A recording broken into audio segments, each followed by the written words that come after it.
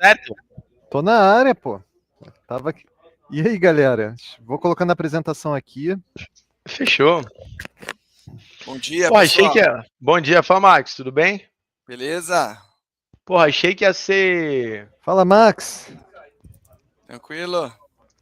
A gente tá, né? Mas parece que o pessoal tá fazendo fila ali pra comprar ouro em tudo que é lugar do mundo, né? Rapaz, Pois é. virou ouro imbatível. Ouro imbatível. Eu quero ver o relatório que soltaram aquela vez que o ouro ia cair, qual o próximo relatório que eles vão soltar. Vai me preocupar se eles começarem a falar, mudamos de visão, agora o ouro é pra cima, mais tanto... Aí a gente começa a se Vamos preocupar. buscar esse relatório depois. Eu Vamos, quero. vamos. O Qual é a problema, pessoal, é se... regra do joga junto? Qual é a regra do joga junto? Se Como estão assim? mandando vender muito, a gente compra. Ah, pode crer. Não, é assim, calma. Tem um contexto. Se tá numa tendência de alta e tem alguma casa que recomenda a venda porque já subiu demais, aí é porque vai continuar subindo. Tipo, o ativo é bom, mas já subiu demais. É isso. Justo. Essa é a regra. É. Bora pra vinheta? Vambora. Solta aí, meu amigo Bora, Gru. agrônomo.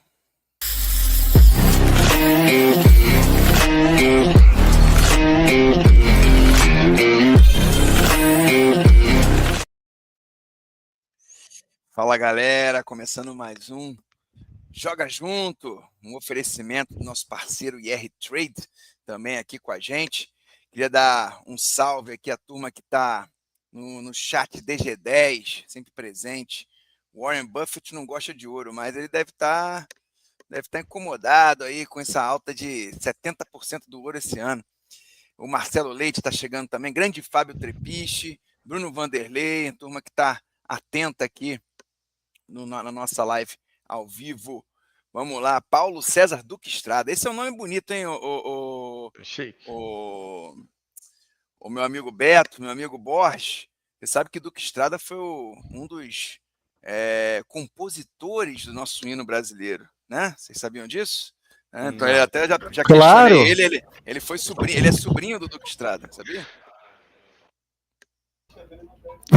É sério muita isso? informação para mim. Sério? É muita informação para mim. É sério, pode Sobrinho de primeiro.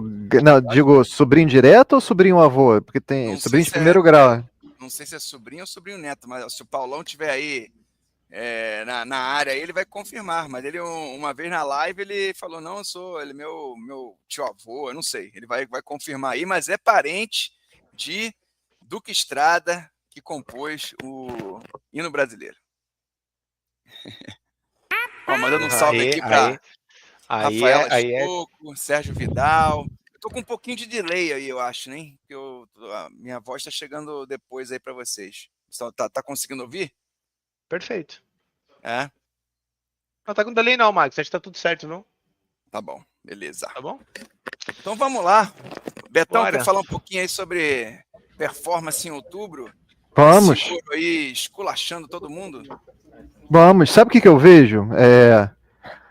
Olha que reflexivo hoje, né? Essas classes de ativos. Você vê a moeda velha subindo 14% e a moeda nova caindo 4,63% diante desse cenário de alguns gatilhos que a gente teve de crédito, de shutdown, de tensões China e Estados Unidos.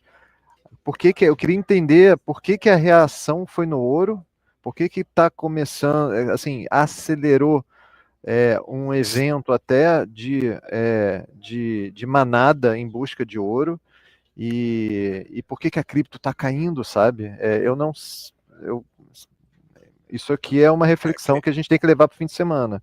Eu acho que tem um ponto aqui. Primeiro que a cripto ainda não é considerada uma reserva de valor, não é considerada um porto seguro. Isso é fato.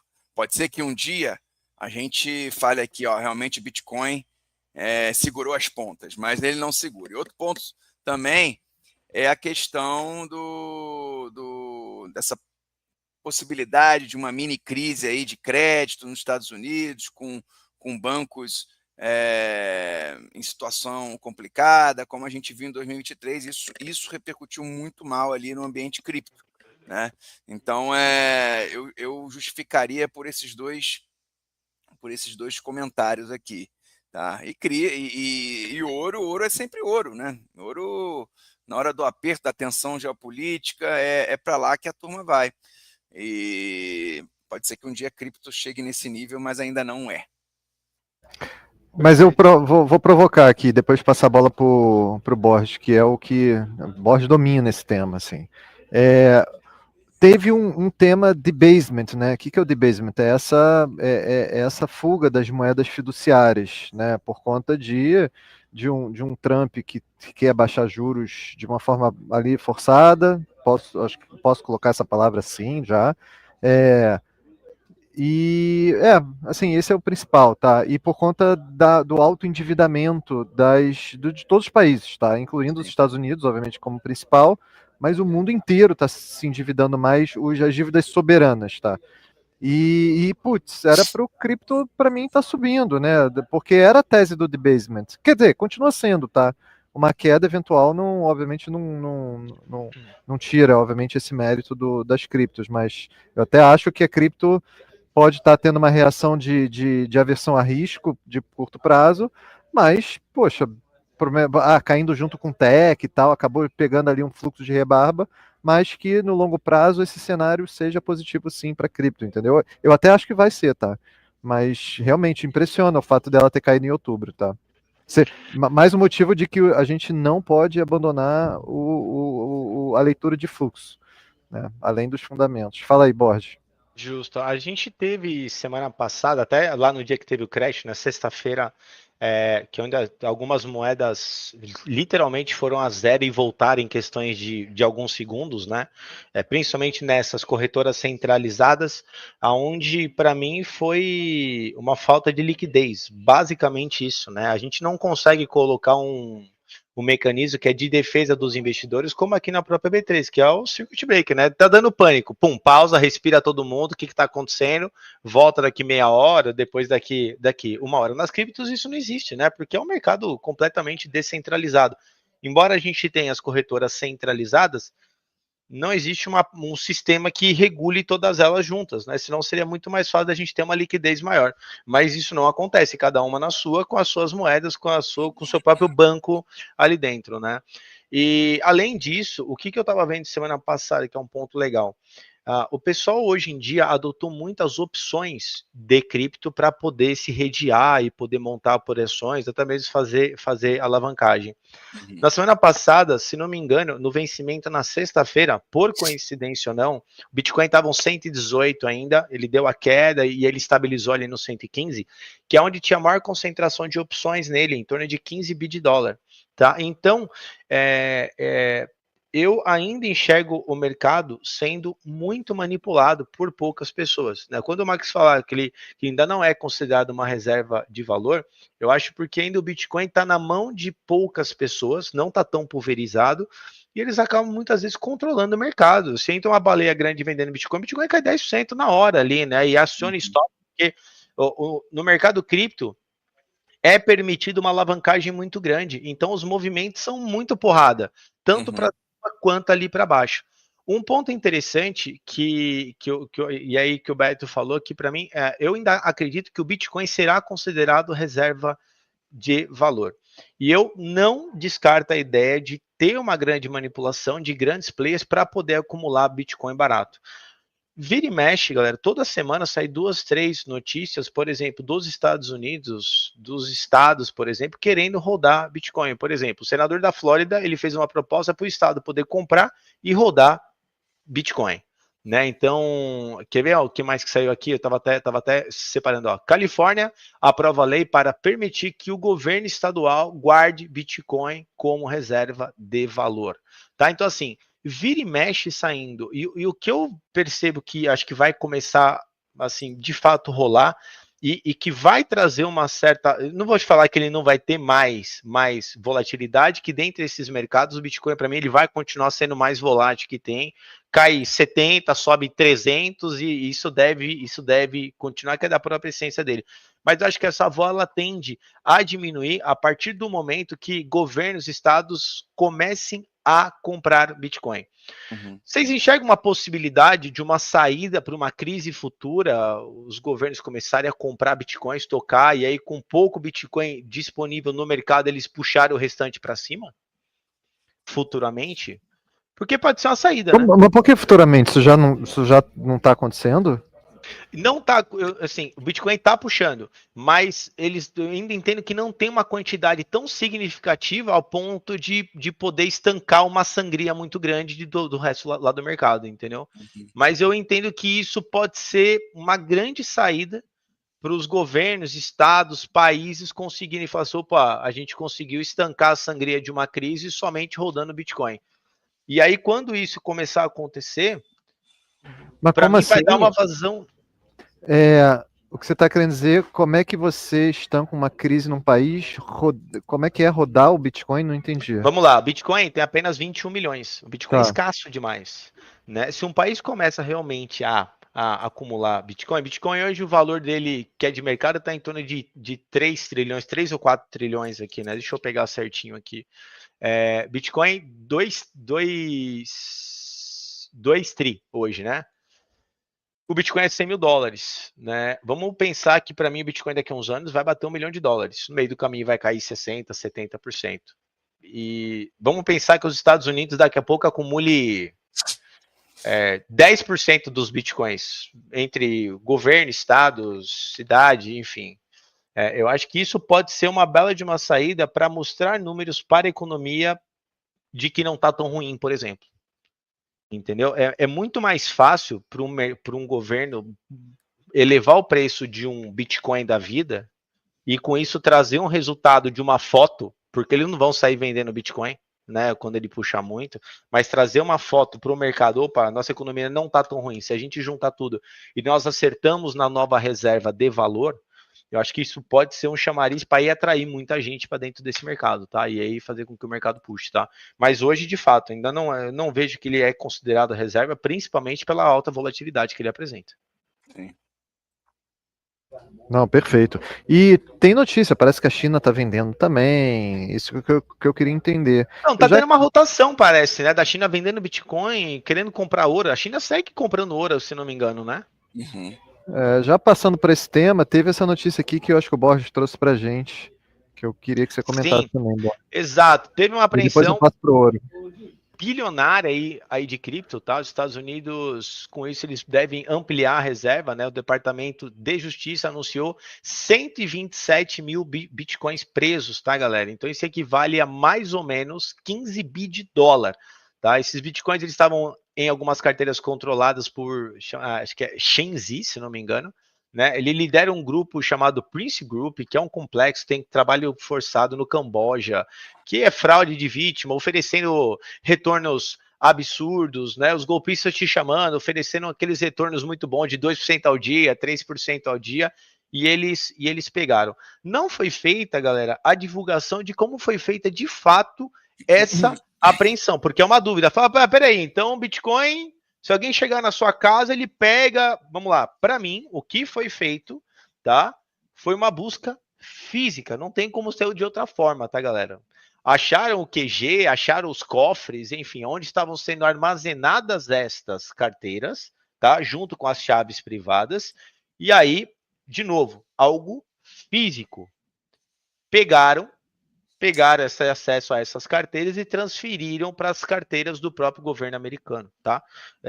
O que algumas pessoas perguntaram para mim é, mas como é que foi feito? Né, o cara passou uma senha só, se passou a senha na hora e a pessoa transferiu uma possibilidade para mim mais palpável que tenha sido realmente algo físico, invadiram lá, pegaram as carteiras, as chaves privadas, transferiram na hora os bitcoins e aí os bitcoins eles ficaram apreendidos, tá bom? Então só para a galera entender um pouquinho mais. Perfeito. E se puder, já que a gente falou de ouro e cripto, eu vou colocar também aqui a corrida, né, que está acontecendo, que pouca gente está acompanhando, as pessoas sendo atiçadas em um efeito manada para comprar ouro, né, de todos os tipos, tanto ouro físico quanto Na fila, né? O os pessoal tá na ouros, fila para comprar ouro. exato. Então isso aqui é histórico, tá? Quando você vê fila em algum lugar, isso geralmente nos traz retratos antigos, assim, né? De fila de fuga de dinheiro bancário, de fila de comida no Crash de 29. Fila é uma coisa que diz muito sobre efeitos de manadas, assim, sabe? E, cara, tá acontecendo. Então já tem essa aqui, por exemplo, é na Austrália, se eu não me engano. Tem outras em países africanos acontecendo também, que a gente está identificando. Então, assim, tá o mercado está se preparando para uma eventual debasement mesmo, tá? E aí, o que está acontecendo? Chegou num nível, a gente sabia que isso ia acontecer, mas não sabia qual era o nível ótimo de dívida de todos os países do mundo. Então, assim, está tendo, na verdade, uma coisa que no livro futuro de história pode se chamar crise das moedas fiduciárias, alguma coisa assim, né? Óbvio, se a crise acabar hoje, não vai ir para os livros nenhum, mas se isso continuar, se o ouro chegar a $2.000 e tal, alguma coisa assim, assim, as moedas fiduciárias, que é o dinheiro, né, impresso pelos bancos centrais, pelas casas da moeda e pelos tesouros, elas estão perdendo valor em relação a ativos reais, né? Aqui eu estou falando ações, estou falando cripto, também está sendo usado, cripto, pô, também é um ativo que está sendo considerado como ativo real. O ouro, imóveis e tudo mais. Então, tudo que é ativo real está tendo tá tendo uma canalização de dinheiro para esses lugares, tá? Inclusive, enfim, então essa fila é um exemplo disso. E vamos ver, isso é muito interessante, assim, eu fico fascinado, assim, em saber que assim, que a gente ia chegar nesse ponto, tá? Então, isso diz mais ainda sobre mais alta de ouro e outros metais também, né? Não só o ouro, mas qualquer coisa que seja ativo real, metal, qualquer coisa que venha da natureza, assim, não importa, sabe? Queria falar, já que você falou nesse ponto, Beto, esqueci de mencionar na semana passada o urânio, né? O urânio está subindo fortemente esse ano, né? Os ETFs que investem em urânio também estão tendo uma performance muito boa em cima dessa. Primeiro, os Estados Unidos sendo bem, tendo um apreço, né, por estimular a indústria nuclear.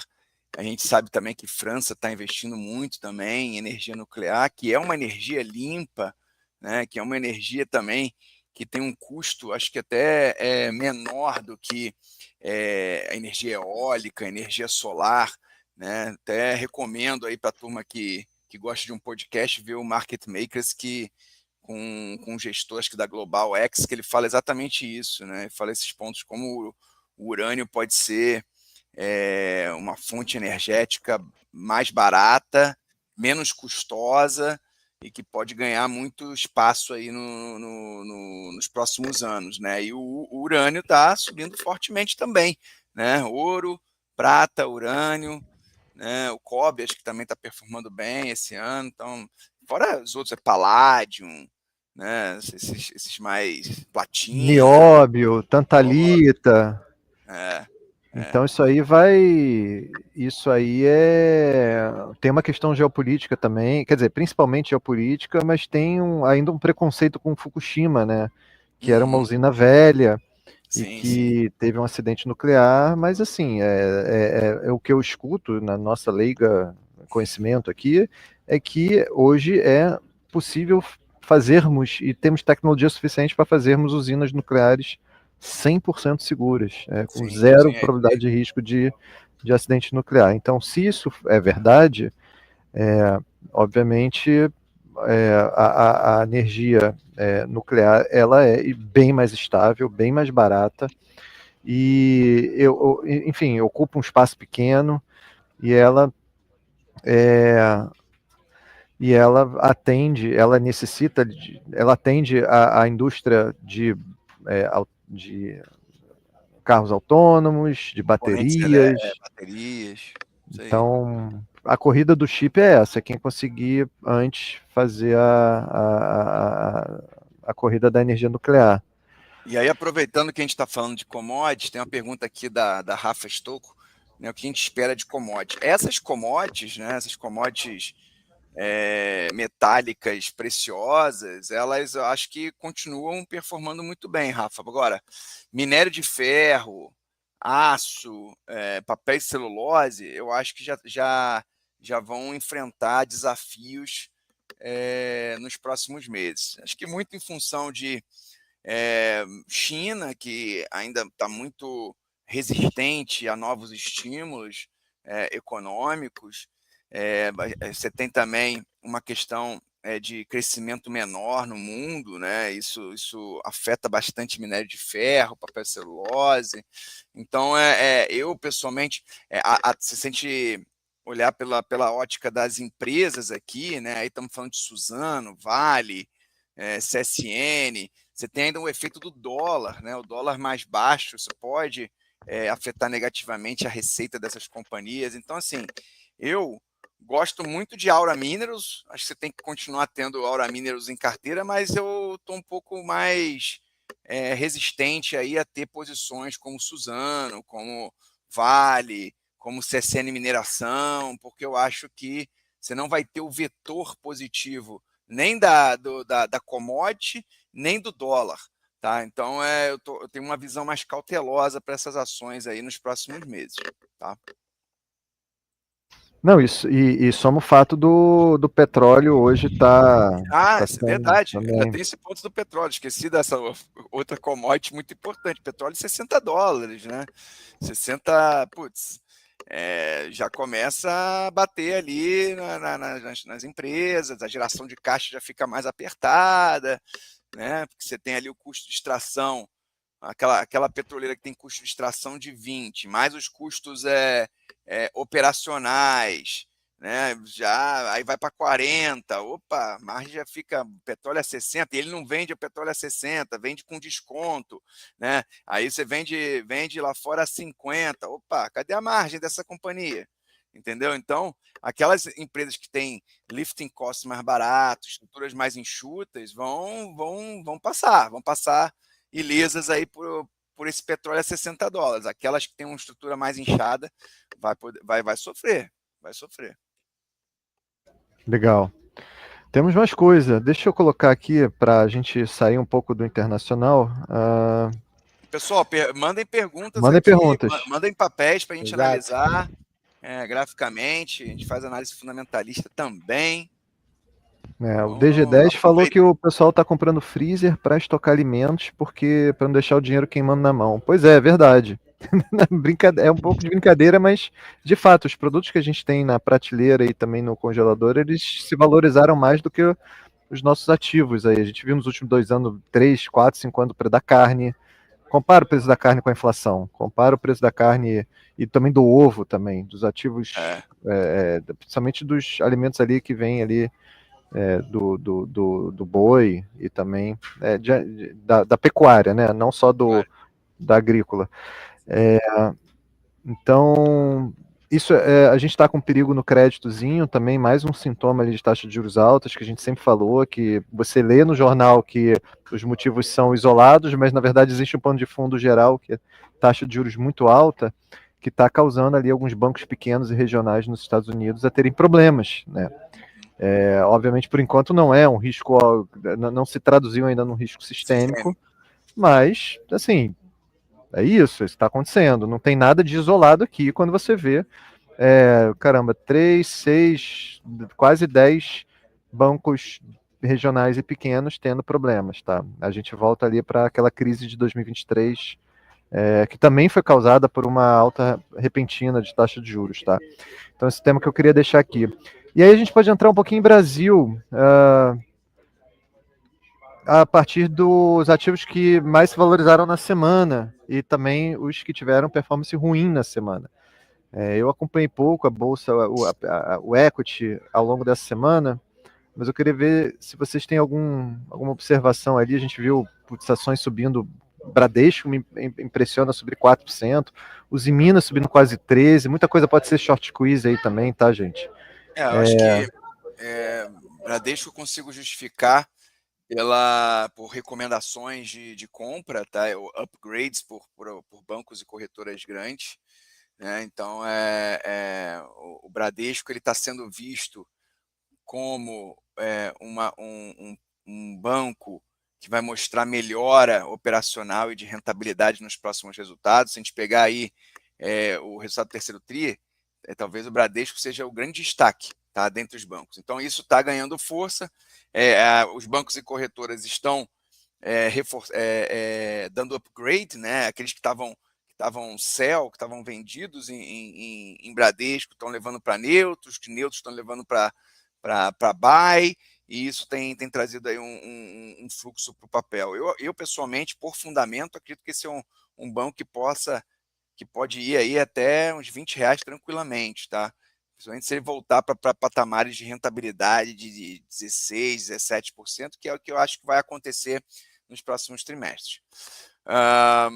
Com relação acho que commodities sofreu muito, principalmente as ações de petróleo, né? Como você pode ver aí, Prio caindo forte, está recuperando hoje porque a ANP liberou Peregrino, né? Peregrino tinha uma questão ali de manutenção que foi resolvida, né? Demorou acho que 1 mês e meio, 2 meses essa paralisação, retomou.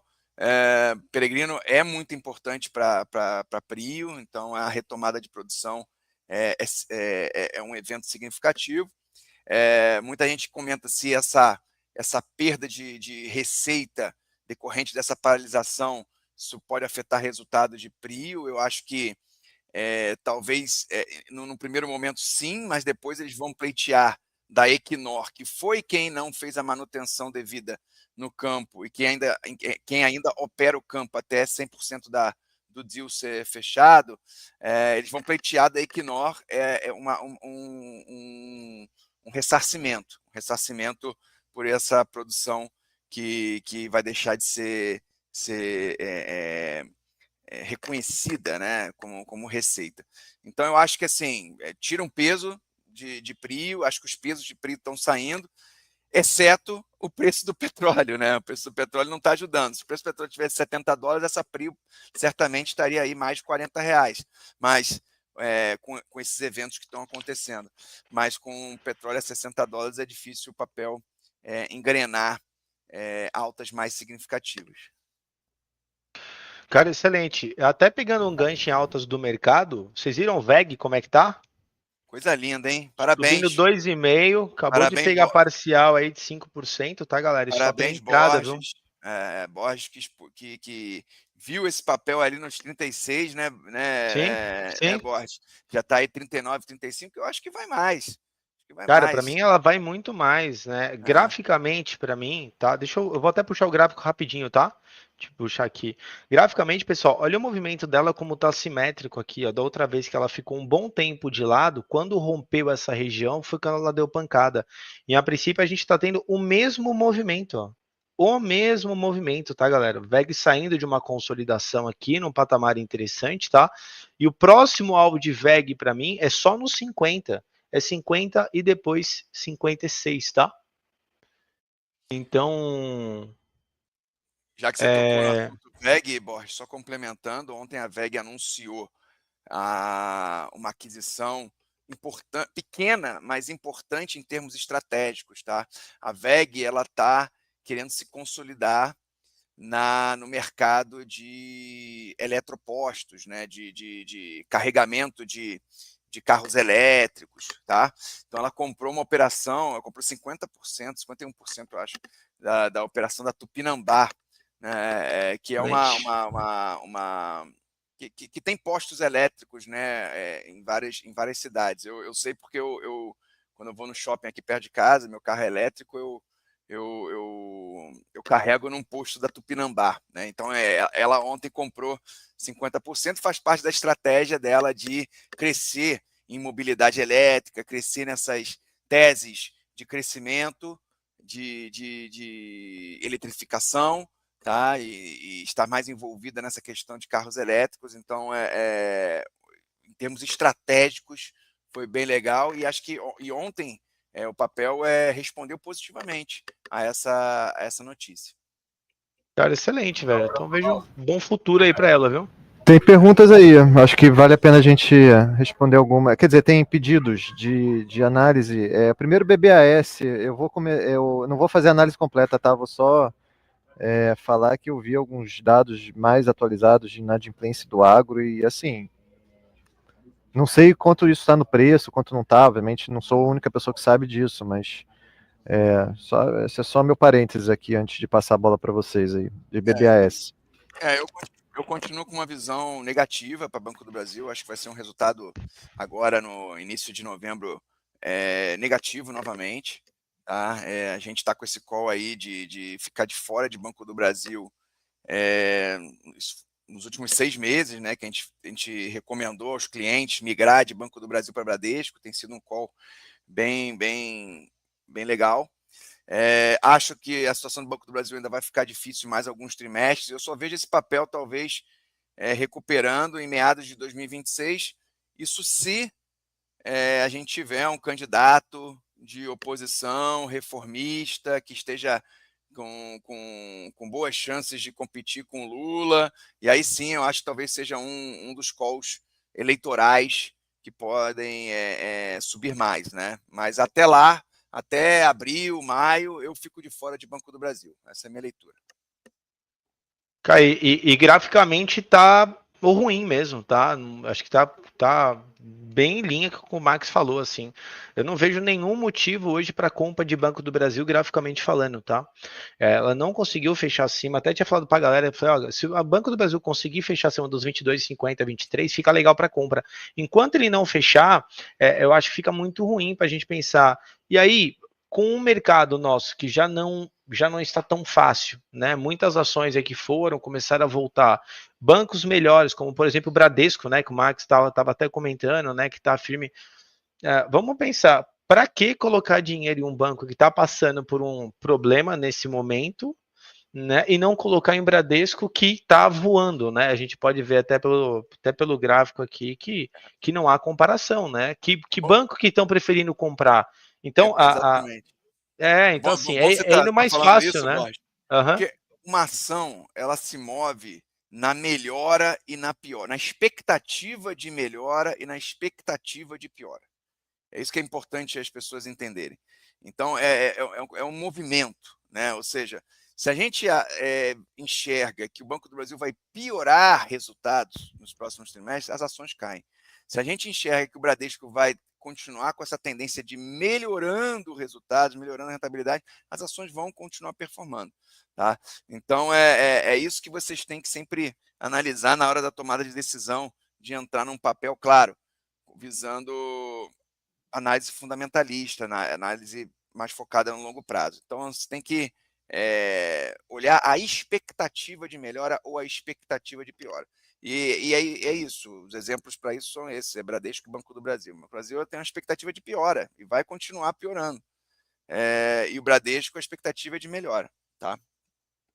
É exatamente isso. O que a gente precisa, o que as pessoas precisam entender é que às vezes o mercado é mais simples do que vocês imaginam. Ontem eu estava dando uma aula sobre até parte de formação gráfica e isso aplica a qualquer mercado.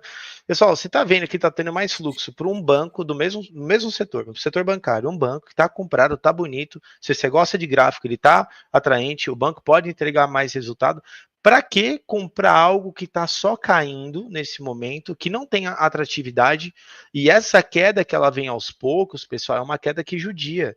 É igual quando nós tivemos aqui, ó, BBAS anteriormente aqui nos 26,70, começou caiu 15%. Olha aqui o movimento, teve o gap e não respeitou positivamente. A partir desse ponto aqui do rompimento dos 24,60, até graficamente não tinha mais motivo algum, porque deu tempo do mercado assimilar a notícia, 5 pregões dá tempo do mercado assimilar a notícia, né? A gente tem memória curta aqui, né? Se for coisa boa ou não for tão ruim, geralmente o mercado volta, né? E não foi o que aconteceu, né? Então, não tentem ficar pegando, às vezes, uma faca caindo de algo que pode demorar a solucionar. E Max, Beto, acho que ninguém tem um real tamanho do problema que pode dar ainda para o banco, né? Não existe uma estimativa de valor ainda, né? Se continuar piorando o resultado? Sim, sim. Se vier com essa rentabilidade de 8, 7 que mostrou no último trimestre, é ruim. Você não tem que mostrar uma evolução, né? Estancar ali o problema no agro. Exato. E a taxa de juros, né? Então, eu tava Exatamente. falando isso, né? O grande problema que eu vejo nesse setor atualmente com essa crise que a gente está vivendo é que se a gente tivesse com uma expectativa já de uma taxa de juros caindo muito, ou se ela já não tivesse tão alta, até para poder renegociar a dívida, ok. Mas não é o que acontece, né? O pessoal que fez empréstimo aí há 2, 3, 4, 5 anos, que não sei quantos anos faz a média aí que a gente está tendo inadimplência, a taxa de juros com certeza agora está maior. Então dificulta ainda mais essa resolução, né? Sim, Exatamente. queria só aproveitar que a gente está falando aí de alguns papéis, falamos de petróleo. Saiu uma notícia aqui que eu acho que pode ser relevante para a Petrobras, tá? Eu até queria pedir uma análise técnica de Petrobras aí pro Borges. Tá? Eu vi aqui agora, deixa eu ver aqui, ó. Estudo da margem equatorial, pode ser? Exatamente, isso aí, Beto. Exatamente. Isso é muito relevante, apesar de ser ainda muito longe, né, para Petrobras começar a operar a margem equatorial, isso pode ser game changing para o papel, tá? Então, se sair essa aprovação do IBAMA para estudos, o papel pode ganhar em algum momento, sim. É muito longe, mas trazendo esse fluxo de caixa futuro para o presente, isso tem um impacto no valor, né, no valor justo, no preço-alvo aí de Petrobras. Como é que você enxerga graficamente Petrobras nesse momento, Borges? Cara, não tá bonita, né? A Petro tinha dado uma bela de uma alta, de uma puxada ali no final do mês passado, né? Chegou ali nos 32,70. Tava de olho nesse rompimento, mas acabou que não veio. Na verdade, o setor como um todo, né? A gente tava olhando até Brava, né? Que tava bonita e afundou. Prio, até trabalhei comprado em Prio, que para mim tava segurando um pouco mais aqui. Quando confirmou, né, o fechamento acima dessa região e caiu. Hoje tá voltando, né? Positivamente aí com a notícia que saiu, né? De Peregrino. A ação tá, aliás, respondendo muito bem, né? Com quase 5% de alta hoje, mas ainda não vejo compras, tá? Agora que caiu um pouquinho aqui, Petrobras está numa região de um suporte, né? Mas tem que mostrar sinais realmente de força, tá? Se a gente começar a ter realmente Prio entrando um fluxo comprador, até Prio pode ser a escolha do momento aí para se posicionar, né? Aliás, eu até entendo que Prio já deveria ter subido, né? É até engraçado, né? Sai tanta coisa boa da ação, tanta expectativa boa e ela fica amarrada, né? É o petróleo, né, Borges? É que eu Petróleo falei, tem pesado, muito né? evento positivo, né? Liberou a rua, agora liberou Peregrino, ou seja, empresa livre para poder produzir, mostrar serviço, entregar resultado, mas o petróleo $60 é como se fosse uma espada, né? É uma espada, né, fincando no case, né? Então, assim, esse petróleo machuca, né? Não machuca, mas ele corrói a geração de caixa de uma Prio da vida, de uma Brava, de uma Feito. Petrobras, entendeu? Sim. Então, é isso. Então assim, mas é o setor que realmente pesou um pouco mais, né? Que tá respeitando bem hoje é Prio.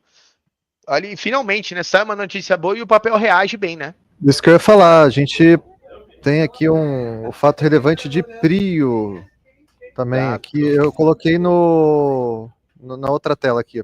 Pronto, já tá aí. Exatamente, né? Autorizou o retorno da produção de Peregrino. Só lembrando, Peregrino foi um campo que inicialmente a Prio comprou 40%, se não me engano, no início de 2024. E aí ela comprou os 60% restantes de Peregrino esse ano, tá? Só que ela já tem direito à produção, a geração de caixa dessa produção já é da Prio, mas a gestão ainda é da Equinor. É um negócio estranho. Até que o deal seja 100% aprovado por CAD, por ANP, a Equinor continua gerindo esse campo e não é gestão Prio, mas a produção, né, a receita do campo é da Prio. É um negócio complicado, mas é isso. Então, por isso que ela vai pleitear agora essa receita que ficou um mês parada, porque na visão da Prio, eu tenho certeza que foi uma questão ali de falta de manutenção da Equinor. Então, a Equinor... Então, por exemplo, a Prio, ela tem um valor a pagar à Equinor. Certamente ela vai pleitear, olha, aquele valor que eu tinha para pagar para você, Prio, aquela parcela, eu vou debitar aqui a receita que eu deixei de ganhar nesse período que o campo ficou parado, né? Então, acho que isso vai acontecer em breve. Tá? Excelente. Legal. Tá muito bonito mesmo. Tá muito bonito o gráfico. Fazia tempo que a gente não tinha uma notícia aí de Prio que realmente trouxesse um fluxo contínuo. O que a gente estava vendo é que ela abria com 2, 3% de alta, fechava o dia zerado. Abria com 4, fechava o dia com 1, né? Hoje não, né? Ele abriu, e é o tipo de movimento que eu gosto, tá? Ele abre e o fluxo entra depois, tá? Então, começar a ficar de olho em Prio até para uma operação de swing trade, tá, galera? Assim que der oportunidade, aí a gente clica de novo nela. Boa, estamos aqui. Vamos saber. Que mais? Mais A gente perguntas? tem. Podemos responder algumas perguntas? A gente tem um call do JP Morgan aqui de short squeeze, de eventual short, e uma tese que o Max queria apresentar, que a gente soltou um relatório hoje sobre uma ação que eu acho que a gente pode deixar um pouquinho mais pro final, como um brinde aí para quem ficar aí na live. Isso aí, boa. O Vitor Nunes aqui, ó. Vitão aí queria promover long short VEG contra Banco do Brasil. Tem que ter coragem esse long short. O Vitão tá querendo long short de qualquer maneira. Cara, vamos olhar aqui. Agora, né? Vamos olhar aqui.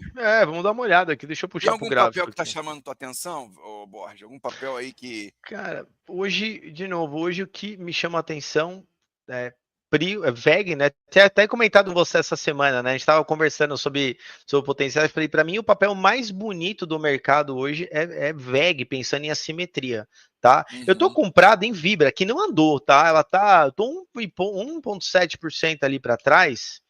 E eu vou falar o seguinte, cara, Vibra para mim, acima dos 24, retoma alta forte, tá? Eu não sei como é que tá a parte de números aí, mas se ela romper para mim os 24, deve ficar bem bonito, tá? Porque ela tem upside para subir quase 30%, viu? E a Ultrapar? O GPA3? GPA3. Travou, né? Tá de lado ali, né? Desde setembro, né? Já são 30 pregões já de lateralidade, tá? Então eu tô esperando. E seria até bom ultrapassar se ela corrigisse um pouquinho mais ali para os 19,50 mais ou menos, tá? E então não tem um call nesse momento, tá? Mas eu tô de olho realmente para compra ali em Vibra, né? Na verdade, novo reforço de compra nela ali para quem ficou de fora, tá? Então anota em Vibra acima dos 24 é compra, tá, galera? Outro papel que está performando bem, que até a gente pode pensar aí num long short, alguma coisa, é Gerdau, né? Até a Rafa está perguntando aqui de Gerdau, GGBR. Gerdau. O setor como um todo está melhorando muito, né? A gente estava falando, né? Semana a semana, se a gente olhar a Vale aqui, toda semana ela sobe um pouquinho. A gente começou a falar da Vale, a Vale estava 52, 55, Vale já está 60. Eu acho que 60, né? Aqui, gente, não é uma questão de melhora de cenário macro, até respondendo já, eu acho que o DG10 está perguntando de Vale. Talvez seja uma possibilidade de dividendos extraordinários, alguma coisa nesse sentido, tá? Que está puxando Vale. Pelo menos essa é a minha impressão. Não é China, não é preço de minério para cima, talvez uma questão ali mais de expectativa de dividendos, de um resultado que vai vir neutro para positivo no terceiro trimestre e possibilidade de anúncio de dividendo extraordinário. Eu acho que é isso que puxou o papel nos últimos dias, tá? Então, mas o setor como um todo, o que a gente pode olhar aqui é talvez um long short de Usiminas contra a CSN. Deixa eu dar uma olhada aqui. Ousado. Aliás, Usiminas não, perdão, Gerdau. Gerdau. A gente ganhou dinheiro com Gerdau contra Usiminas, né? Conseguimos 7,5% no long short aí em poucos dias. Se fizer sentido para a gente entrar de novo aí, Gerdau contra alguma coisa, a gente faz. Deixa eu dar uma olhada aqui. CSN. Uzinho. Deixa eu ver aqui. Gerdau. Cara, Gerdau contra o Zin para mim faz sentido, tá? Tá num patamar de um suporte aqui para buscar a parte de cima é 10%, contra um stop aí de põe uns 7, 8 para uns 8% para trás ali. Para mim faz sentido, tá? Compra agora nesse 375 aqui, 37448 aqui, Max. E para mim para disparar agora, cara. tá? Põe um stop aqui de uns 8% e alvo aqui em cima, tá? Vou até te mandar o print aqui, tá bom? Mas para mim vale a pena agora, galera. Então vale é a pena Goal agora. 4 contra... Não, Gerdau compra, Gerdau GGBR contra GBR. isso, contra o Zin. Compra Gerdau e vende os Minas. De novo. De novo. Pode ser uma boa. De novo, voltou uns 12%, fez o trade, ganhou dinheiro, voltou, dá para entrar de novo. Boa. E contra a CSN? Como é que é melhor? Dá uma olhadinha aqui, CSN. Cara, os dois estão bonitos para fazer, sinceramente, assim, para mim é escolher um deles ali, short e entrar, tá? Se a gente olhar aqui, ó, CSN e a gente pegar os Minas aqui, que são os dois que a gente está analisando na ponta short, tá? Seria CSN, tá? Em suporte contra o Zin. Então, cara, para mim o Zin seria a melhor escolha. Tá bom. Tá? Então, Gerdau GGBR contra Uzi Minas. Interessante montar nesse momento. Boa. Exatamente. Tá? Eu vou te mandar o print aqui no WhatsApp aqui dos pontos exatos ali para poder trabalhar. Tá bom? Boa. Genovez, já falamos de VEG, sim. VEG, estamos animados aí. Essa VEG vai passar esses R$40 em breve aí. Então, a gente já está ganhando dinheiro aí no swing trade. O que mais? Vamos falar. Vamos dar o callzinho pra galera. Vamos dar o callzinho Bora. aí. Vamos lá, bota aí pra gente, Beto. Só tirar a tela, Borges. Feito. É isso aí, pessoal. A gente fez um estudo aí nos últimos dias sobre uma empresa inserida nesse segmento de inteligência artificial, nessa dinâmica toda que está mudando o mundo que a gente vive, né? E a gente identificou uma empresa que pode ganhar em vários cenários, né? Ou seja, se um cenário que a China começa a desenvolver muito chip, inteligência artificial, ela pode vender para a China.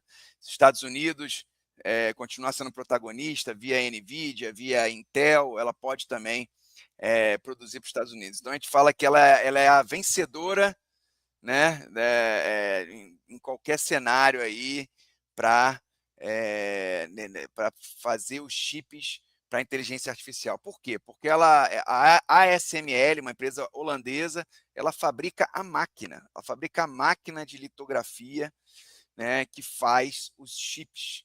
Tá? Então, é uma companhia que vem performando muito bem, mostrando números fortes, e diferente do que a gente viu de performance aí de NVIDIA, AMD, Intel, todas essas companhias inseridas nesse mercado, a alta dela foi mais branda, a alta dela foi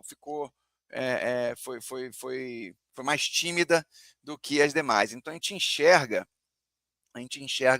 um upside interessante aí para a ASML, crescimento de receita, crescimento de geração de caixa. Então muita gente fala, pô, qual empresa que pode ser aí a próxima NVIDIA?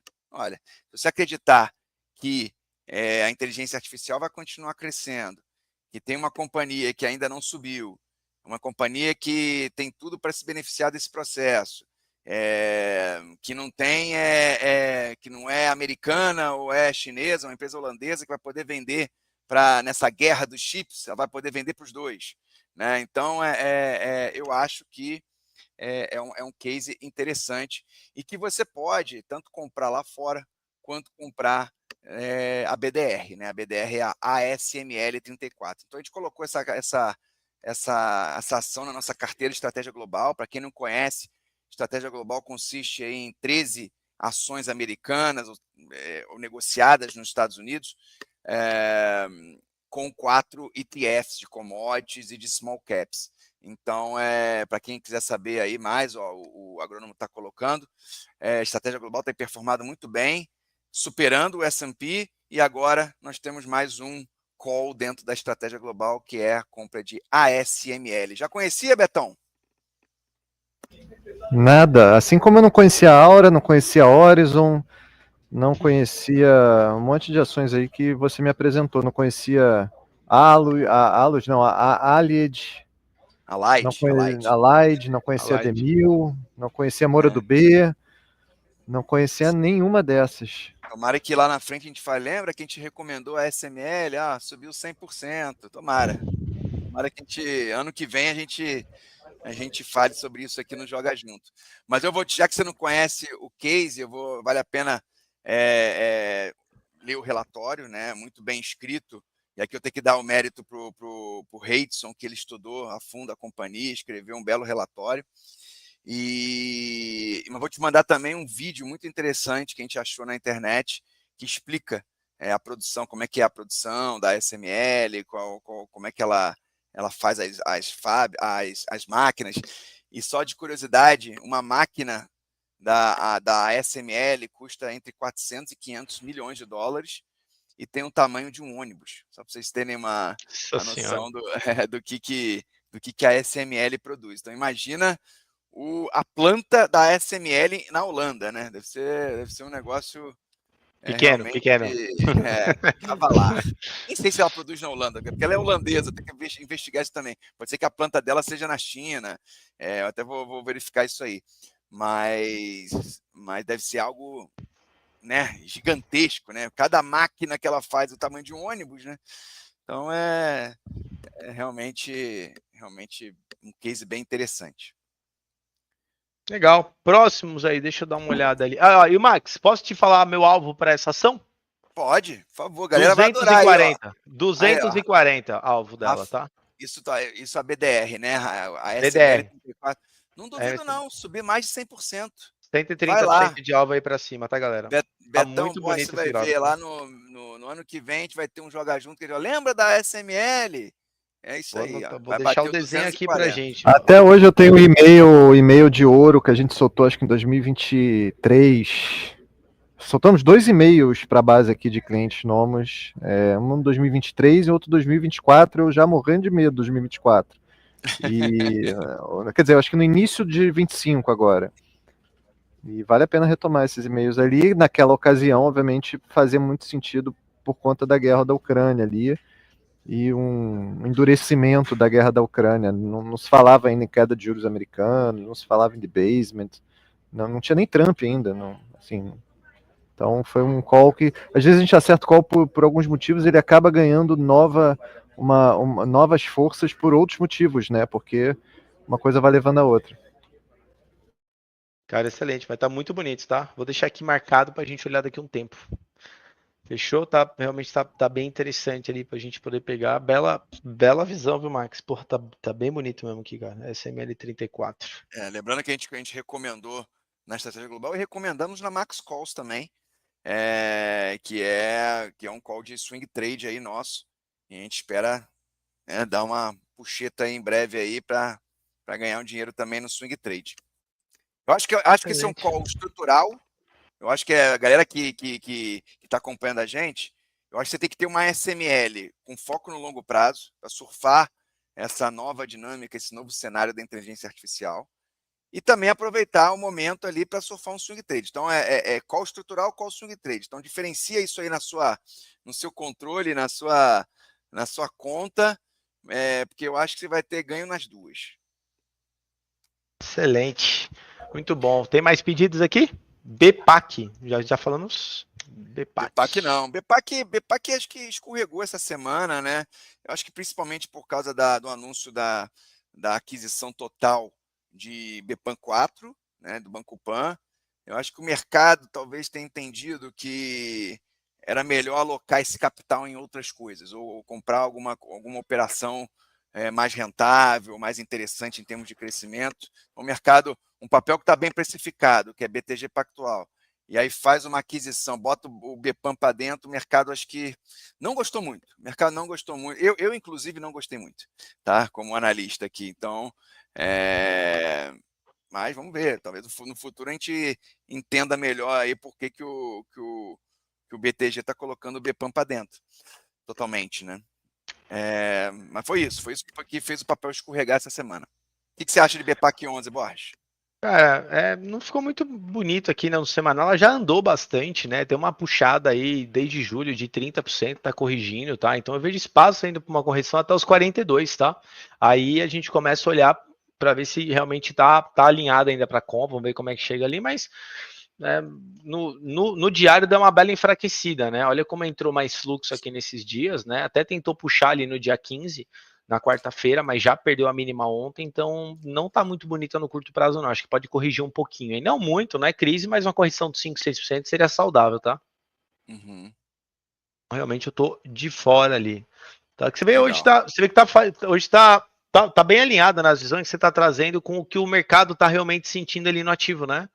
Ah, não tá tão bonito, o papel tá ali. Pô, o papel tá bonito, tá puxando muito mais, tá bem alinhado o mercado ali mesmo e querendo realmente entregar boas movimentações, viu, galera? Mas, Ó, de fato, o papel tá puxando Everaldo, de curto prazo. É, o Everaldo tá pedindo roxo 34, que é um papel mais caro que Inter, hein? Eu prefiro Inter, mas tá? nada contra roxo, só é uma questão de valuation. O que você está enxergando no gráfico de Mas roxo 34? também não pegaria agora, tá? É um papel que subiu bastante também, né? Subiu dos 10 até os 14,60, subiu 36%. Você vê que é mais ou menos a mesma movimentação que o Banco Inter fez. E também enxerga uma possível região de correção. Tá até marcado aqui para mim já com alarme, tá? 12,60, 12,70 eu começo a olhar para compras. Então eu aguardaria para ver se cai mais uns 6, 7% também. Gráfico bem parecido com o Banco Inter. Boa. Bem parecido, Respondido mas eu aí aguardaria um pouquinho. pro grande Everaldo. O Alexandre Couto aqui para a gente caminhar para o finalzinho da nossa live, pediu um pacotinho aqui. Vamos lá. Bora. Ethereum, vamos, NVSC 34, não sei se é Nvidia. NVDC Tem? 34, CIA, MELI e JBS. Nossa, Senhora. pediu os 3 papéis aí, todos Vambora. Max Calls aqui, todos, exceto Vamos. Nvidia também a gente já desmontou, mas são calls Vamos lá. aqui ET 11. Vambora. ET 11. Região de suporte, tá? Para quem gosta de compras, né, e gosta desse mercado, para mim é uma região para se comprar um pouco hoje, daqui uma semana outra um terço e outro um terço daqui 2 semanas, tá? Não vejo o mercado cripto tá afundando no curto prazo. Para mim, está com mais cara de alguma manipulação de curto prazo, alguma eventual compras alavancadas um pouco abaixo no mercado cripto em geral, como Bitcoin, Ethereum e principalmente Solana. Tá? Então, para mim, a região de compra, de fechamento de gap, né, corrigiu bastante já do topo 25%. Então, acho interessante. Vamos. Eu sei que você gosta bastante dessa ação, né, Max? Na parte fundamentalista, né? Que é uma ação que você eu enxerga que tá acho que barata, é um dos né? cases para 2026 que pode Ótimo.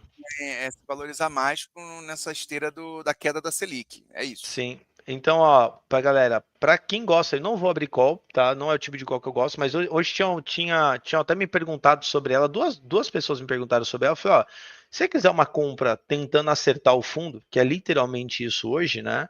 E com stop, é comprar no rompimento dos R$ 3, stop é 2,85. Né? Mas eu acredito que quando essa ação começar a subir, ela vai entregar boas movimentações antes, ela vai dar um sinal de entrada de fluxo, tudo certinho, tá? Então, graficamente ainda pesado, semanal pesado, ação nas mínimas históricas, né? E, de novo, quem entrar, galera, entre com stop curto, tá? Porque pode continuar caindo, né? A gente não sabe onde é o fundo ali, né? Mas, né, fiquem atentos aí, porque já fizeram análise fundamentalista e a ação, a princípio, está começando a ficar muito atrativo, tá? Nvidia, esperando repique aí para compras, tá? Acima de 21, eu vou deixar um alarme, dependendo como o mercado estiver, a gente pode pegar. Se não, aguardar aqui nos 19,70. É uma ação que pode andar, tá? Pode andar. Tá, eu vou deixar 2 alarmes aqui para a semana que vem a gente avaliar um call na compra de Nvidia, tá? E se romper, próximo alvo de Nvidia aqui para mim é nos R$ 26,90, tá? R$ 26,90. Então tem espaço aí para ela poder andar, só precisa dar um gatilho melhor, tá? CA. Se vocês quiserem interromper para falar alguma coisa sobre a companhia, é só falar, tá, galera? Senão eu vou falando Não, do tá gráfico ótimo. aqui, tá? Tá ótimo. CA tá lateral, tá? Buscou região de suporte aqui nos 14,90, tá no meio da região. Então, o risco retorno agora tá de 1 para 1. Eu não gosto tanto, tá? Prefiro pegar pelo menos 1,5, 2 para 1, mas ainda tem um risco ganho ok, tá? E alvo aí para mim 18,70. Quem tá comprado mantém, tá? Se tá comprado aqui embaixo protege, 18,70 região para colocar no bolso. Meli 34, vamos ver como é que foi Mercado Livre essa semana. O Beto gosta pouco de Mercado Livre, né? Sofrendo E ainda com essa tá questão de sofrendo competição, né, de com a competição da chinesa, Amazon, né? a Amazon. A Amazon tá vindo, né? Vai ter agora Black Friday, onde a Amazon tá sendo bastante agressiva, né? Se a gente pode dizer assim, né? Com as estratégias dela para poder ganhar o market share, tá? Uhum. E Mercado Livre, do jeito que tá agora, galera, tá? Não duvido que ela pese mais um pouquinho, tá? Para buscar essa região de suporte aqui, né? Já que ela não respeitou a faixa dos 98, 97, abre caminho para uma queda aí dela, tá? De mais uns 7% até os 84,60. Vale lembrar que 84,60 é um suporte desde agosto do ano passado, tá? Então, se realmente o Mercado Livre voltar para essa região, é uma região para ficar de olho para compras, tá? Com o primeiro alvo aí para 112, segundo 124, e aí romper o céu e limite para ela. Tá bom? Boa. E para terminar, JBS. Agora, vamos lá, JBS. Que pesou bastante também, né? Não conseguiu se manter ali, né? Quebrou uma estrutura de alta, tá? Então tem topo e fundo descendente aqui em JBS nesse momento, tá, galera? Seria interessante que ela quebrasse essa estrutura aqui de baixa, né? Se não, se mantiver, para quem for comprar, para mim stop é curto, tá? Trade stop curtinho aí de 5% para buscar 15, né? Chegou nessa região superior, encerra, mas de novo, pensando em carregar o ativo, é interessante que ele mude esse comportamento, tá? Em algum momento rompa isso aqui, aí aqui sim é o ponto principal para a gente montar uma posição para longo prazo. Legal. Muito bom, Borges. Show. Betão, quer comentário final? O que você manda de recado para a turma aí? Não sei, não vi a agenda da semana que vem, nem quero ver. E acho que queria finalizar aqui com. Não precisa nem passar o slide, pode colocar o slide aí, um relatóriozinho do JP Morgan, que saiu hoje mais cedo, sobre o risco de short squeeze de algumas ações. O posicionamento short de muitas ações na Bolsa Brasileira ainda está muito alto e bateu recordes até, mesmo com essas altas recentes ali do mês passado e tal. Apesar de não estar subindo esse mês, mas os shorts ainda estão muito altos, então a gente ainda pode ter algum short squeeze em algumas ações ali, como short squeeze são catapultadas assim para cima, tá? Então a gente está falando aqui Raizen, MRV, Magazine Luiza e Vivara, são algumas das ações que o próprio JP cita.